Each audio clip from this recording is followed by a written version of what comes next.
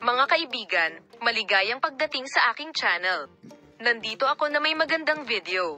Ngayon ay nandito ako kasama ang balita ni na Engin Akyurek at Tagbabuyak Ustan. Ito ang unang pagkakataon na nagalit si na Engin Akyurek at Tagbabuyak Stanley.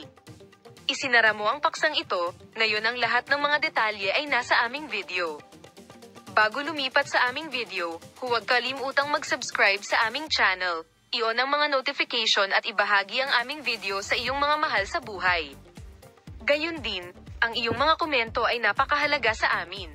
Oo, ang aming mahal na mga tagasunod, sina Engin Akyurek at Tagbabuyak Ustan, isa sa pinakasikat at kilalang mag-asawa sa Turkish television, sa wakas ay binasag ang kanilang katahimikan at humarap sa media. Nagpasya ang mga sikat na aktor na magsalita ng magkasama sa unang pagkakataon laban sa serye ng mga pahayag at tsismis na kumalat sa mundo ng magazine. Narito ang mga kaganapan at mga detalye sa likod ng mga eksena ng kaganapang iyon. Bilang karagdagan sa pagiging isa sa mga pinakakilala at minamahal na mag-asawa sa Turkey, ang pribadong buhay ni Akyurek at ng kanyang Grand Superior ay inilagay sa ilalim ng spotlight ng Engin magazine na Akyurek at Tagbabuyak Ustan. Ang pribadong sektor ang madalas na pinagtutuunan ng pansin ng media. Para sa kadahilanang ito, sinusubaybayan ng mundo ng magazine ang bawat lalaki ng mag-asawa ng malapitan at maaaring magbunyag ng tsismis o reklamo anumang oras. Ang desisyon ng mag-asawa na ihayag ang kanilang sarili ay nagpasya sina Akyurek at Buyak Ustan na basagin ang kanilang katahimikan matapos na dumami ang mga akusasyon laban sa kanila sa media kamakailan.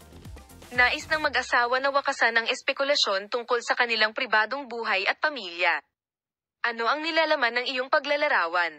Sa kanilang pahayag, hiniling ni na Engin Akyurek at Tagbabuyak Ustan na igalang ang kanilang pribadong buhay. Akyurek, ang bawat tao'y may pribadong buhay at ang pribadong buhay na ito ay dapat na isang lugar kung saan ito iginagalang. Buyak Ustan, isara na natin ang isyong ito. Ang pagprotekta sa ating pamilya at mga anak ang ating pinakapangunahing karapatan. Malapit na ba ang katapusan ng tsismis tungkol sa ating pribadong buhay?